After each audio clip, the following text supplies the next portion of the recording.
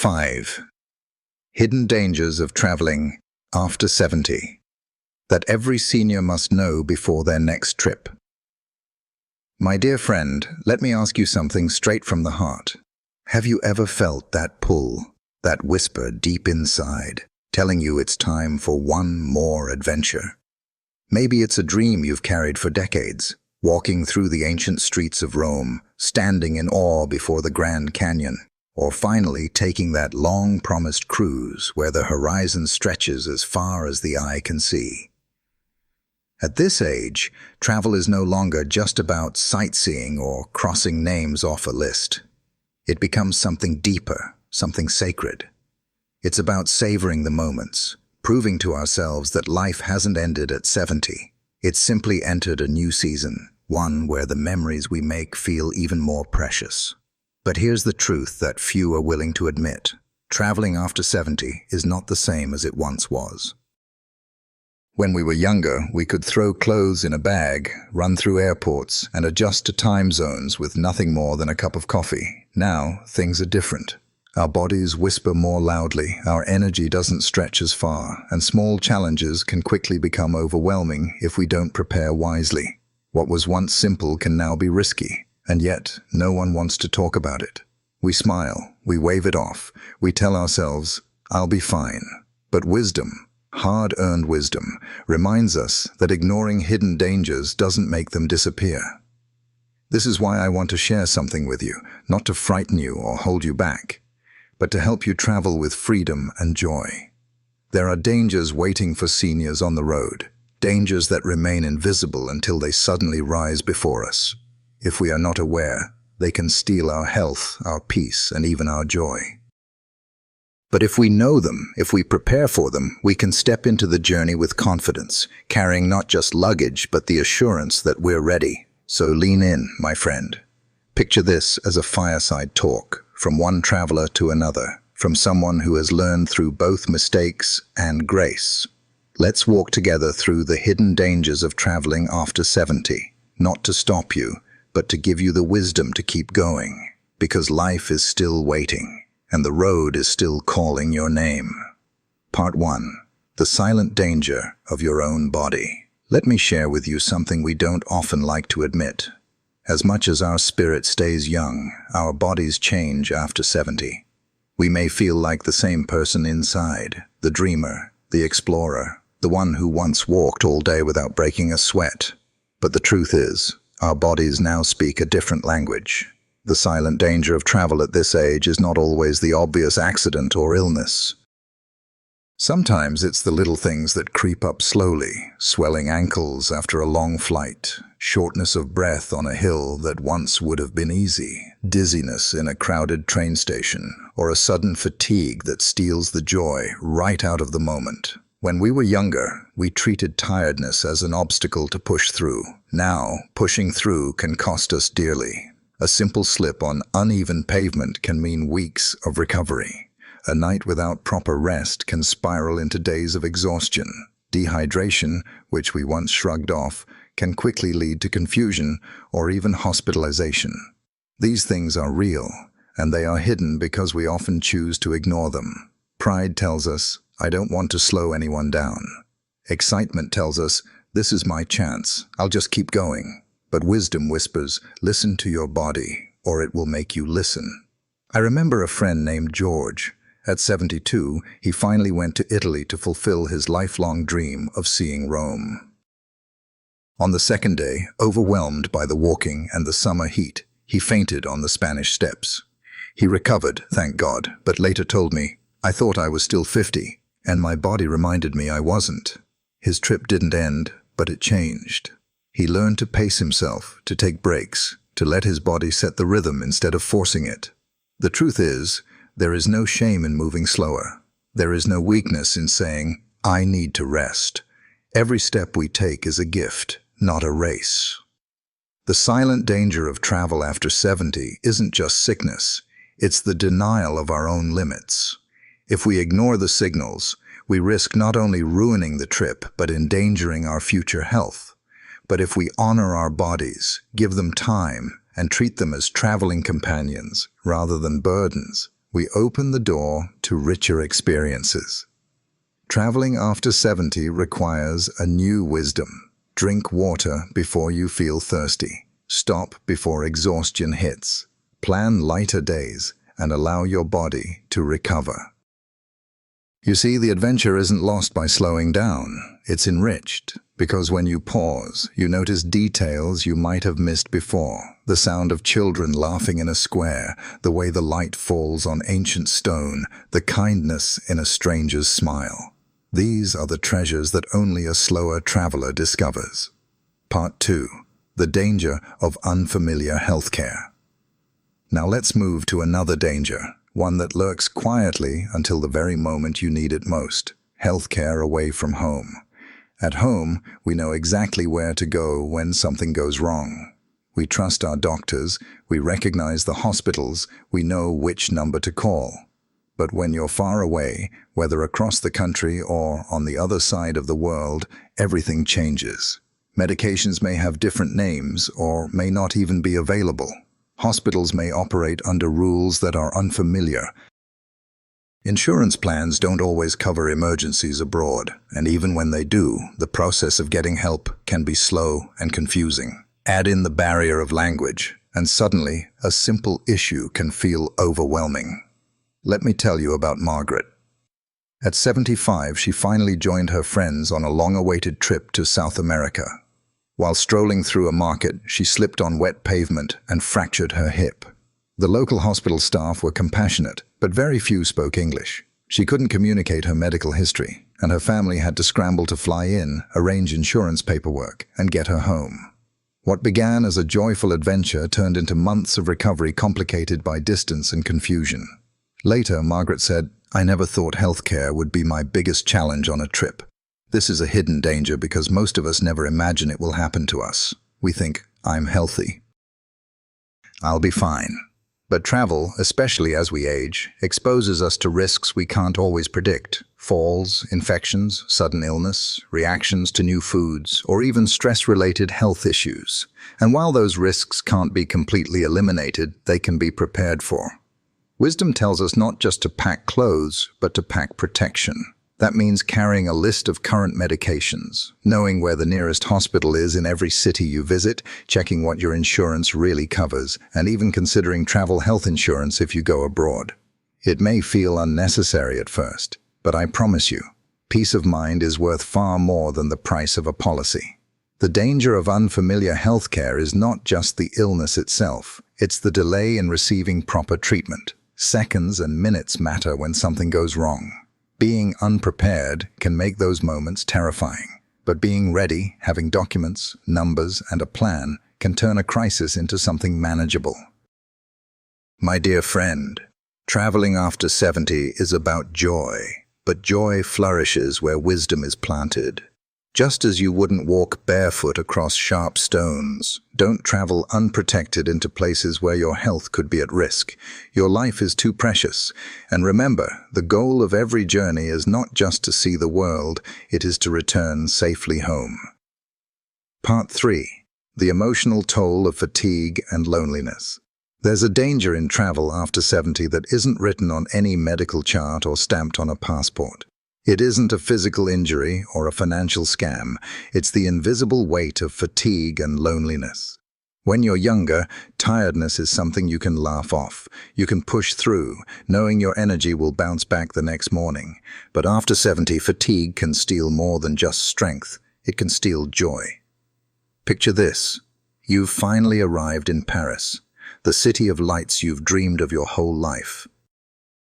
You're standing before the Eiffel Tower, and yet instead of awe, you feel drained. The walking, the crowds, the constant motion, it weighs heavily. Your legs ache, your back protests, your eyelids grow heavy. Instead of delight, disappointment slips in. Instead of wonder, frustration whispers, "Maybe I can't do this anymore." That, my friend, is the hidden danger fatigue carries. It doesn't just exhaust the body, it disheartens the soul. And then there's loneliness. Some of us travel with younger companions, children, grandchildren, friends, who mean well but don't understand our pace. They hurry ahead, eager to see more, while we lag behind, quietly feeling like a burden. Others travel alone, independent and free, yet find themselves staring at the hotel ceiling at night, wishing there was someone beside them to share the day's memories. Loneliness in a foreign place can feel heavier than loneliness at home. Surrounded by strangers, we feel invisible, even when the streets are full. I recall a widower named Samuel who toured Asia at 74. He loved the temples, the markets, the colors, but he admitted that every night, the silence of his hotel room cut him deeper than he expected. He said, "I saw so much, but I had no one to turn to and say, 'Did you see that too?'" The danger of loneliness is that it turns extraordinary moments into fragile memories that feel incomplete. But wisdom, dear friend, reminds us that both fatigue and loneliness can be faced if we travel differently. Fatigue teaches us to slow down, to build rest days into our trips, to enjoy the cafe on the corner instead of rushing to check off another monument. Loneliness invites us to open ourselves to new connections, talking to locals, joining group tours for a day, or simply striking up conversations with fellow travelers. And above all, it reminds us to reframe solitude. Being alone doesn't have to mean being lonely. It can mean being fully present, soaking in the world without distraction, reflecting deeply, and letting gratitude rise. The emotional toll is real, but it doesn't have to win. When we embrace our slower rhythm and open ourselves to companionship, whether from strangers, family, or the quiet company of our own soul, we turn fatigue into wisdom and loneliness into opportunity. Part 4. The subtle danger of finances. Now, let us turn to another hidden danger, one that doesn't appear on travel brochures, but follows us everywhere we go: money. After 70, most of us are living on fixed incomes. Retirement savings, pensions, or social security provide the framework of our financial lives, and while we may have some flexibility, every dollar is precious. Travel, though wonderful, can quietly become a thief if we're not careful. The first danger is overspending. Excitement can blind us. We think, "I've waited my whole life for this. I deserve it." And yes, we do deserve joy. But joy doesn't have to mean financial regret. I knew a couple who booked a Mediterranean cruise at 76. The cruise was glorious: sunsets, music, endless food. But halfway through, they realized they were spending twice their budget on excursions and gifts. By the time they returned home, the joy of the trip was overshadowed by the weight of bills they hadn't planned for. The husband told me, "The cruise was beautiful, but the debt soured the memory." Then there's the danger of scams. Seniors are often targeted because scammers assume we're more trusting or less aware. A dishonest taxi driver may triple the fare. A vendor may overcharge. A so-called tour guide may lead you into nothing more than a tourist trap. And then there are the pickpockets, skilled at spotting older travelers, distracted by maps or cameras. Losing money on a trip isn't just about the financial loss. It's about the sense of violation, the sudden loss of peace, the feeling that the world isn't as kind as we hoped. Wisdom says this: the key to safe travel after 70 is not how much money you carry, but how carefully you guard it. Budget not just for the trip, but for the unexpected. The meal that costs more than you thought. The taxi when you're too tired to walk. The extra night at a hotel if travel plans shift. Carry cash discreetly, divide it in different places, and be cautious with credit cards. And before you leave, research common scams in the country you're visiting. Being forewarned is being forearmed. The subtle danger of finances is that it can steal our peace of mind.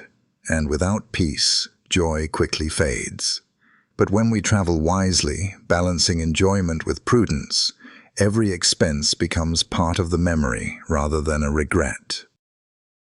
The most precious souvenirs are not trinkets bought in a shop, but the moments carved into our hearts, the laughter shared, the beauty witnessed, the gratitude carried home. Part 5. The danger of losing the moment. There is one final danger of traveling after 70 that is greater than sore muscles, more troubling than finances, and even heavier than loneliness. It is the danger of missing the very thing you set out to find, the moment itself. You see, when we plan a trip, we imagine ourselves living fully in every experience, tasting new foods, listening to new languages, standing in awe before landscapes that postcards could never capture.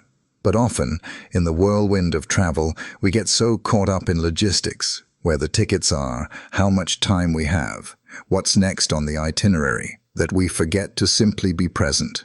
And at our age, presence is everything. We don't know how many more trips we will take. Each one is sacred. Each moment is unrepeatable. I once sat beside an elderly woman on a train through the Swiss Alps. The scenery outside the window was breathtaking. Snow-capped peaks, valleys dotted with little chalets, rivers sparkling in the sun. And yet she kept flipping through her guidebook, worried about whether she would have enough time at the next stop to visit a museum. I gently said to her, "Look up. You're in the middle of the museum right now." She smiled, closed the book, and let her eyes drink in the beauty. Later she thanked me, saying, "I nearly missed what was right in front of me." That is the danger, my friend, to miss what is right in front of us because we are too busy thinking of what's next. At 70 and beyond, life itself is teaching us a lesson. Slow down. Don't rush past the wonder. Don't let your mind run ahead of your feet. Travel is not about how many places we can see in the shortest time. It is about how deeply we can see the places where we stand.